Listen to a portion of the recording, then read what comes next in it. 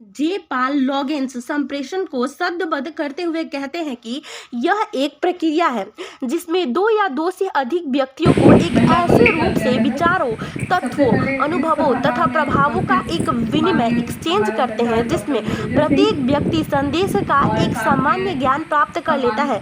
वास्तव में संप्रेषक और संग्राहक के बीच किसी संदेश अथवा संदेशों की श्रृंखला को प्राप्त करने की सम्मिलित प्रक्रिया संप्रेषण कहलाती है। ठीक है ना।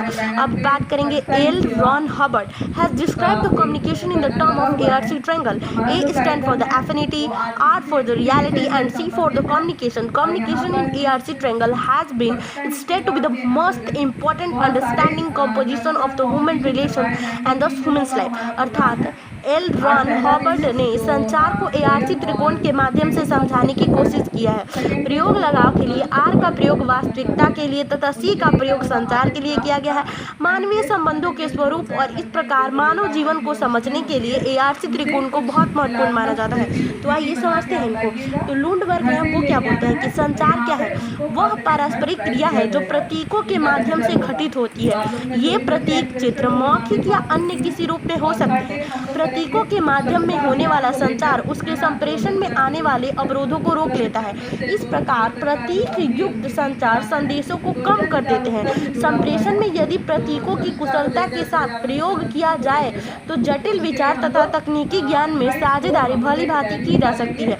उपयुक्त प्रतीकों का प्रयोग स्वाभाविक कुशलता से परे हटकर संप्रेषण किया जा सकता है। Terence Harris in the main communication has a central interest. Those behavioral situations which have the source transmit a message to the receiver with a conscious into to the alter and the latter's behaviors. Here's the dimension of intentionally underlying communication is the key factor involved in the declination. इन सभी परिभाषाओं का निष्कर्ष है कि to make common अर्थात सबका बन जाता है, सामान्यकृत हो जाता है। भारतीय रस सिद्धांत के साधारीकरण का अर्थ इस सामान्यकृत शब्द से बहुत नजदीक है, जहां एक व्यक्ति के भाव विचार दूसरे व्यक्ति के हृदय तक पहुंच जाते हैं, साधारणीकृत हो जाते हैं। संक्षेप में संप्रेषण के विषय में उपयुक्त परिभाषाओं पर अध्ययन मनन करने के पश्चात कहा जा सकता है कि संप्रेषण एक व्यवस्थित, सुदृढ़ एवं सतत गतिशील रहने वाली प्रक्रिया है जिसे समांतर दो या दो से अधिक व्यक्ति परस्पर भावों, विचारों, तथ्यों एवं सूचनाओं, समितियों आदि का आदान प्रदान करते हैं जिससे एक समान समझ विकसित हो सके। आज जीवन के प्रत्येक क्षेत्र में संप्रेषण का महत्व स्वीकार किया जा सकता है। वस्तुतः यह कहना उचित होगा कि परस्पर भाषिक व्यवहार का माध्यम जो भी हो, पत्र लेखन, रेडियो प्रसारण, समाचार पत्र, टेलीफोन पर बातचीत, संकेत या हावभाव, इन सब के मूल में कोई न कोई संदेश होता है। अतः संप्रेषण का केंद्र बिंदु संदेश ही है।